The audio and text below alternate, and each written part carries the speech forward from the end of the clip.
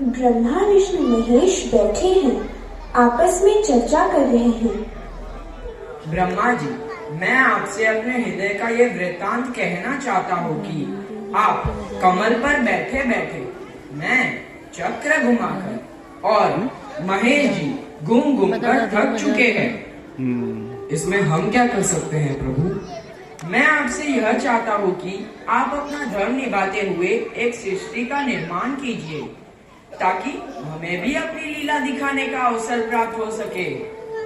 यदि आप सभी की यही मंशा है तो मैं एक सुंदर और अद्भुत सृष्टि का निर्माण करूंगा। क्या मैं कुछ सहायता करूं? नहीं नहीं महादेव, आप तो रहने ही दीजिए। आप तो विनाश के देवता हैं। पहले सृष्टि का निर्माण तो होने दीजिए। तो मैं तो चला ध्यान लगाने। आवश्यकता हो तो मुझे जरूर याद कर लेना। हाँ, तो मैं एक ऐसी सृष्टि का निर्माण करूंगा जहाँ सूर्य और चंद्रमा दिन रात का कार्य करेंगे। प्राकृतिक सुंदर वातावरण होगा, निर्मल नदियाँ, सद्भावना से रहते लोग, सम्मान व स्नेह से भरा परिवार होगा।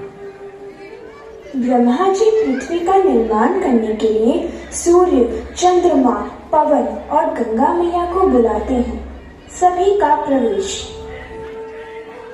प्रणाम भगवान। प्रसन्न रहो। हमें कैसे याद किया? क्या आदेश है हमारे लिए भगवान? सूर्य और चंद्रमा, आप दोनों पृथ्वी पर जाकर तेज प्रकाश व शीतलता प्रदान करें। जो आज्ञा प्रभु। पवन देव और गंगा, आप दोनों पृथ्वी पर जाकर जीवन दान दें। आपके जाने से प्रकृति का भी निर्माण होगा, पृथ्वी हरियाली से भर जाएगी। इस प्रकार मनुष्य को शुद्ध वातावरण एवं समान मौसम चक्र देकर उनका हित करो। जैसी प्रभु की आज्ञा। सभी वहाँ से चले जाते हैं और अपने अपने कृत्य में जुड़ जाते हैं। भगवान के द्वारा सुंदर सृष्टि का निर्माण हो जाता है। कुछ समय बाद ब्रह्मा, विष्णु, महेश और नारद जी ब्रह्मा जी के द्वारा बनाई गई सुंदर सृष्टि को देखने के लिए पृथ्वी पर जाते हैं एवं पृथ्वी का भ्रमण करते हैं।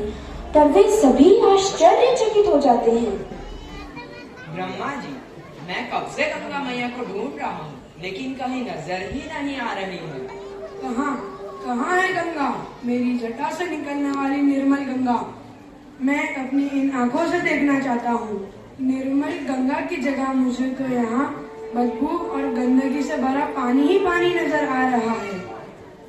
नारायण नारायण प्रभु, मैं भी गंगा मैया को देखने के लिए उतावला हो रहा हूँ। उनके दर्शन का प्यासा।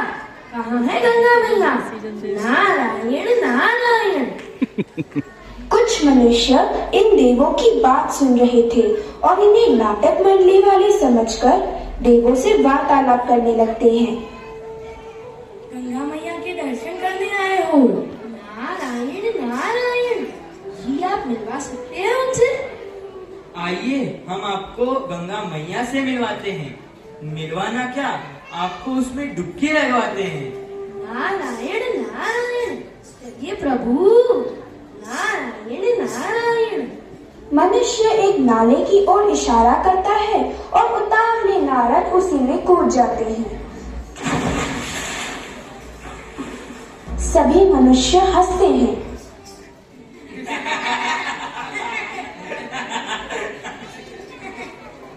नारायण नारायण। अरे धूर्त प्राणी, यह क्या किया तूने? छी छी, गंगा बोलकर कहीं नाले में तो नहीं नहला दिया? नारायण नारायण, सत्यानाश हो तेरा। सभी मनुष्य जोर जोर से हंसने लगते हैं और यह कहते हुए वहाँ से चले जाते हैं कि हम तो ऐसे ही हैं। सभी देवता दुखी मन से कुछ दूर जाते हैं और वहाँ का दृश्य देखकर आश्चर्यचकित हो जाते हैं। चारों धर्म के लोग धर्म के नाम पर लड़ रहे हैं। मेरा सनातन धर्म सबसे महान। My religion is great. हमारा मजहब सबसे बेहतरीन है। ओए, साडा धर्म सबसे बड़ा। एक परिवार अपने बड़ों का सम्मान ना कर माता पिता को घर से निकाल रहा है, उनकी बेइज्जती कर रहा है। तंग आ गई मैं तुम्हारे माँ बाप से, निकाल फेंको इनको बाहर। तुम चिंता मत करो, मैं अभी निकालता हूँ। मेरी बीवी तुम दोनों से परेशान हो गई है। सारा दिन खाने के अलावा करते ही क्या हो आप यहाँ? निकल जाओ हमारे घर से। नहीं नहीं, हमें घर से मत निकालो। एक चोर मजदूर की मेहनत की कमाई को लूटकर भाग रहा है।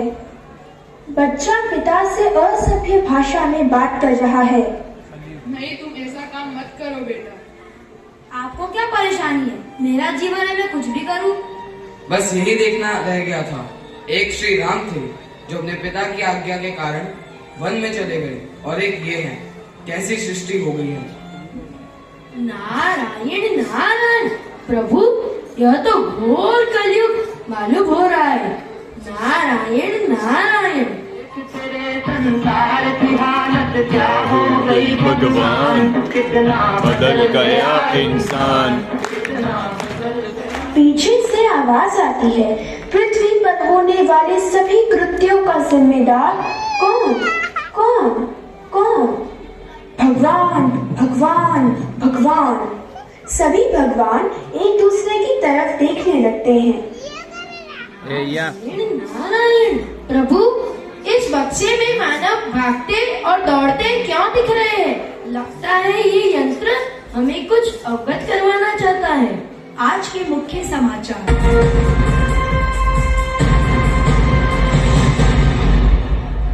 ऑडियो जंगल। आज संसद में बिल पास होने जा रहा है, जिसके पास होने पर मानव के ऊपर लगने वाले सभी इल्जाम खत्म हो जाएंगे और भगवान प्रत्येक गुनाहों के भागी होंगे, क्योंकि मनुष्य का कहना है कि सब कृत्यों के लिए भगवान ही जिम्मेदार है। नारायण नारायण, मनुष्य ये भगवान के बारे में क्या नाम बोल रहे हो? नारायण नारायण। मनुष्य, ए मनुष्य, ये कौन सा स्थान है? इतना भी नहीं मालूम आप लोगों को? यह संसद है। कहने को तो यह देश का गौरव है, लेकिन सारे दुष्ट लुटेरे ही यहाँ गौरव है। अरे हाँ रुको, ऐसे भी मिलेंगे जो गुनाहों को खत्म करने का प्रयास भी कर रहे हैं। चलिए देखते हैं कौन कितना सफल होता है। चलिए नारायण, जल्दी कीजिए, चलते हैं संसद में। ठीक है, देखे तो सही हम कैसे बन गए गुनाह के बागी। आखिर हमने कौन सा पाप किया है? संसद भवन का दृश्य, स्पीकर का प्रवेश, सब खड़े हो जाते हैं। संसद में जोर जोर से आवाजें आ रही हैं। बिल पास हो रहा है। नहीं होना चाहिए, होना चाहिए, होना चाहिए, नहीं होना चाहिए, नहीं होना चाहिए, क्या है उसमें? कांग्रेस से राहुल गांधी जी अपना अभिभाषण शुरू करें। हम मोदी की सरकार के द्वारा किसी भी बिल को पास नहीं होने देंगे। हमारी सरकार आनी चाहिए। हम आपसे वादा करते हैं कि ऐसा बिल पास करेंगे जिसमें एक तरफ से फटाफट फटाफट आलू डालेंगे और दूसरी तरफ से फटाफट फटाफट सोना निकालेंगे।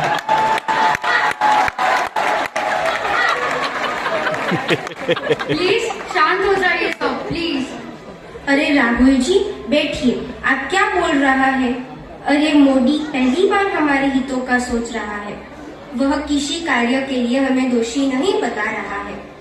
क्यों? भारत को सोने का अंडा, सॉरी भारत को सोने की चिड़िया नहीं बनाना है। मोदी जी, अब जब से प्रधानमंत्री बने हैं कभी जनता की नहीं सोची। आपने लूटा ही लूटा है, तो हम आपके साथ हैं। आज बिल पास होकर ही रहेगा। हाँ, वैसे तो यह मोदी मुझे बिल्कुल नहीं पसंद है। भ्रम फैलाना इसका कार्य है, पर लेकिन आज यह बिल को पास कराने के लिए मैं अपनी सहमति देता हूँ। अरे भाइयों, इसी बहाने मेरे को जेल से रिहाई मिल जाएगी। कम से कम मेरे बारे में तो सोचो। तब भगवान पर सारी गलतियों के आरोप नहीं लग जाते, तब तक हम निर्दोष कैसे साबित होंगे? हाँ, हो जाने दो इस बिल को पास। हो जाने दो, हो जाने दो, हो जाने दो। भाइयों और बहनों, आप सभी को मोदी का नमस्कार। आप सभी कहते हैं मैं यह नहीं करता, मैं वह नहीं करता, मैं कुछ नहीं सोचता, मिलकर नहीं चलता, ना खाता हूँ ना खाने देता हूँ। परंतु यह लो, आज सभी के पाप धुल जाए ऐसा बिल लाया हूँ। चलो लगाते हैं मिलकर इस पर मोहर। यह बिल सबकी सहमति से पास किया जाता है। प्रत्येक कार्य के लिए भगवान जिम्मेदार। नारायण नारायण, यह तो अन्याय है। अच्छाई की सजा? नहीं नहीं, क्या करे प्रभु? न्याय पाने के लिए मनुष्य कहाँ जाता है? हम भी वहीं जाएंगे। हम मनुष्य से ही पूछते हैं कि पृथ्वी लोक में न्याय कैसे प्राप्त होता है। ए मनुष्य, इधर आओ। तुम न्याय के लिए कहाँ जाते हो? हाँ, इतना भी नहीं मालूम, नाटक मल्ली से हो गया। नारायण नारायण, अरे धूर्त प्राणी, हंस क्या रहा है? बता नहीं सकता? सुप्रीम कोर्ट जाओ, सुप्रीम कोर्ट, वहाँ आपको न्याय मिलेगा। शायद इस जन्म में हो सकता है, अगले जन्म तक तो न्याय मिल ही जाएगा। भगवान सुप्रीम कोर्ट में सभी नेताओं के विरुद्ध केस दर्ज करते हैं। सुप्रीम कोर्ट का दृश्य, भगवान कटघरे में खड़े हैं। यह कैसा न्याय है? हमने मनुष्य को सब दिया, तो आज मनुष्य उसे संभाल नहीं पाए तो उसमें हम दोषी कैसे? हम दोषी कैसे? Order order order. प्रभु आप चिंता न करें, मैं आपको न्याय दिलवाऊंगी। अरे तुम क्या न्याय दिलाओगी? यहाँ मैंने अपने बाल धूप में सफेद नहीं किए जो तुम्हें इतनी आसानी से जीत जाने दूंगी। Order order. यह कैसा इल्जाम है? करे कोई और भरे कोई, इसमें भगवान का क्या दोष है?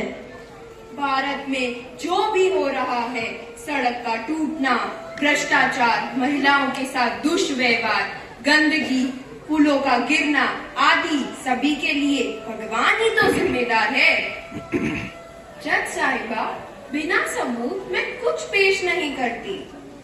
वेदों में, पुराणों में आप कहीं भी पढ़ सकते हैं कि पृथ्वी पर जो कुछ भी होता है, अच्छा या बुरा, उन सब के जिम्मेदार सिर्फ और सिर्फ भगवान हैं।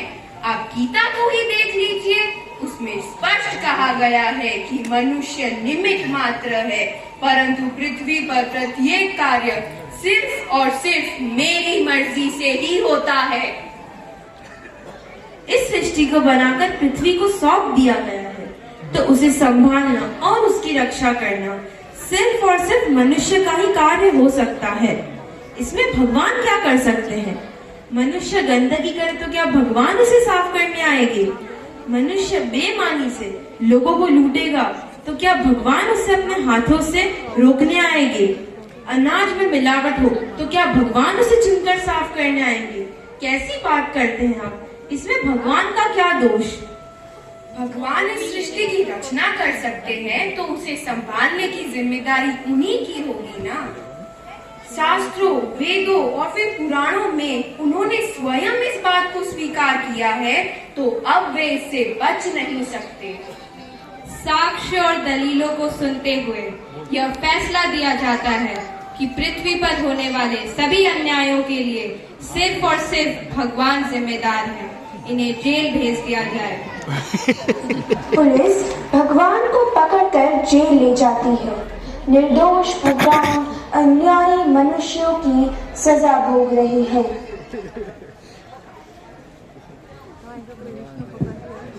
तो देखा आप सबने, मनुष्यों के आगे भगवान भी झुक गए।